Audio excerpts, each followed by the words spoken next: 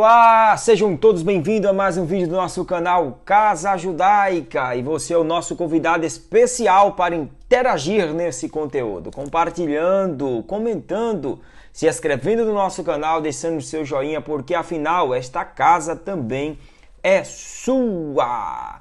Olha, o vídeo de hoje está muito interessante. Iremos falar sobre o cego de nascença, o que está por trás do cego de nascença.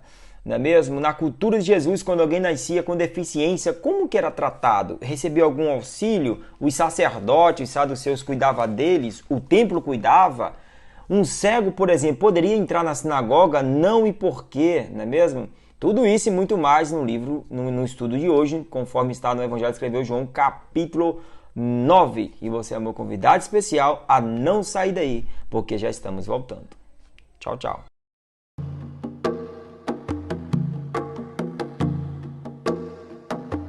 Olá, já estamos de volta. Você já está com a sua Bíblia nas mãos? Não? Se não, te espero pegar aí, tá? Enquanto eu vou lendo aqui, o Evangelho que escreveu João, capítulo 9 diz: Quando Jesus ia passando, viu um homem cego de nascença.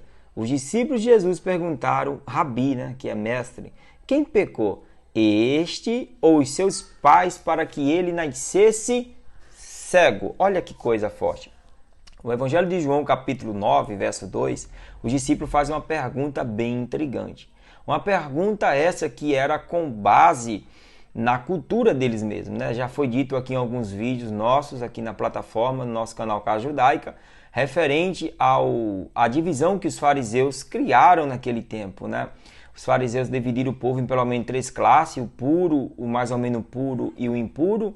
O puro era da tribo de Levi, o puro era todos aqueles que nascidos era de família rica, que tinha pai, tinha mãe. Já o mais ou menos puro eram os gentios que se convertiam à lei judaica. E os impuros eram aqueles que nasciam como mirrada, né? Deficiência, qualquer deficiência física, ou era órfão, né?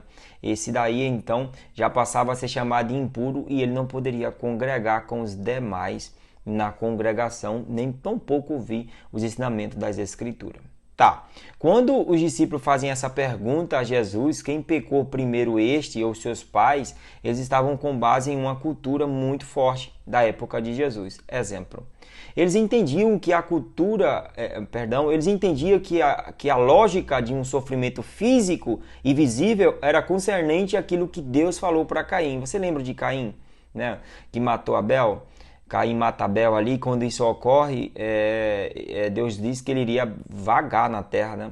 E ele fica com medo das pessoas lhe encontrar e fazer o mesmo com ele, o matar, tirar sua vida. Então Deus faz, olha, vou colocar um sinal e todos aqueles que vê Caim não vai matar. Então Deus deixou um sinal sobre Caim e o que leva a entender é que esse sinal era visível. Outros dizem que a descendência dele nasceu com a cor escura, outros falam que ele era cego, outros falam que tem muitas interpretações. Mas uma base principal é que esse sinal era visível.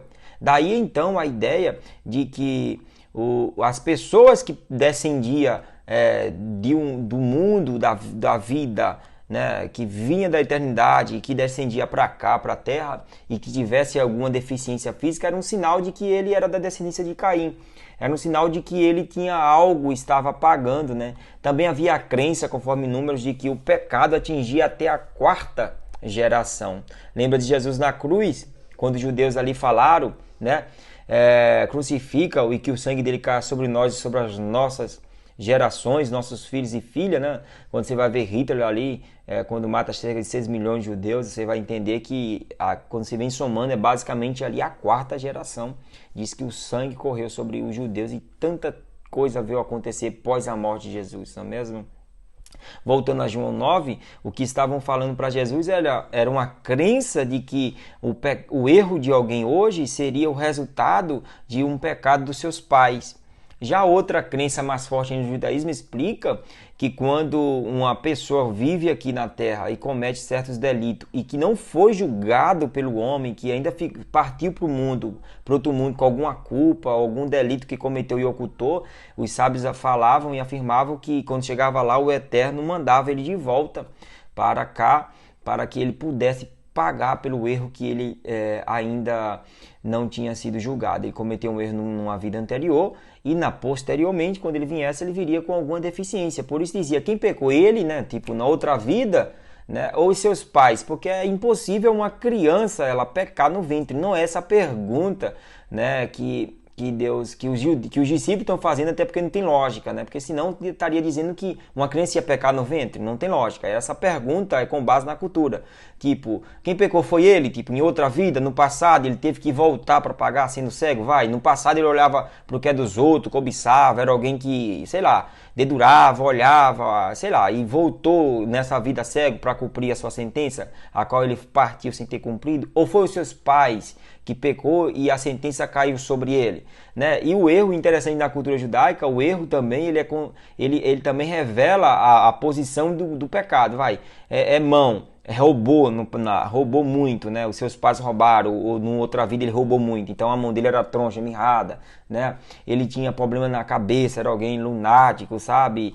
Então tem muitas coisas aí, né? Que aquela era cego, por exemplo, em outra vida ele olhava muitas coisas, ele adorava ídolos, né? Era perturbado de mente, era alguém que se curvava diante de algum ídolo, era alguém idólatra e teve que voltar para pagar. Eles tinham essa crença, né?